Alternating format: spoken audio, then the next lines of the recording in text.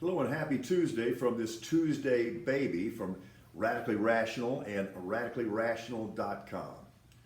The term war crimes does not do this justice.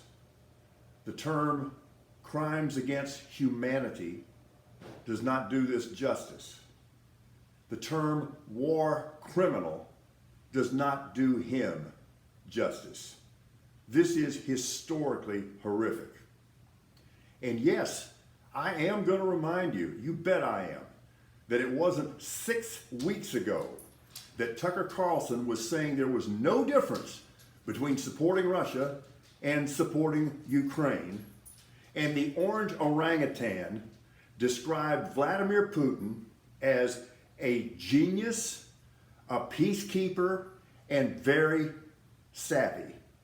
And you know what? The fact that some of you are tired of hearing that is not my problem. Don't tell me to let it go because I'm not going to. I'm telling you to wake the hell up. So how sad is it that a supremely, eminently qualified nominee for the United States Supreme Court has to go to essentially a tiebreaker to get that nomination advanced to the Senate floor? It's sad indeed, it says a lot about us, but here's the bottom line.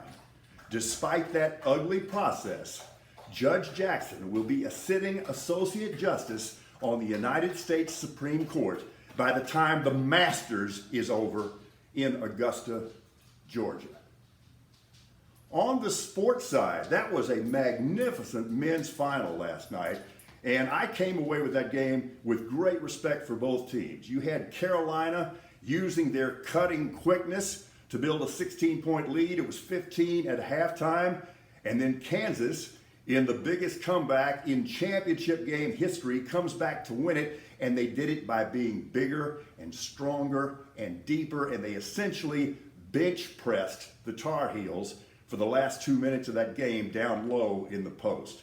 That was interesting. Huge trade in the NFL yesterday. Man, this was hard to sort out. That trade between the Eagles and the Saints. It's got enormous ramifications, not only for this year's draft, but extending into next year. The one thing we know is that neither team is through doing what they're going to do. There's going to be more maneuvering. They're going to package these things up. My initial advice is you really might want to rent and not buy Jalen Hurts. And oh, by the way, the same thing could go for you, Jameis Winston.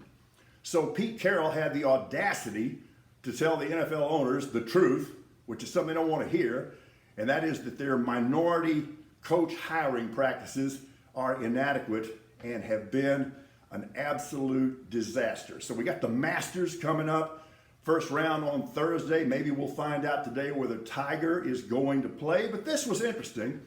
In a practice round yesterday following that, Bryson DeChambeau said that he had tried unsuccessfully to get in contact with the now reclusive Phil Mickelson.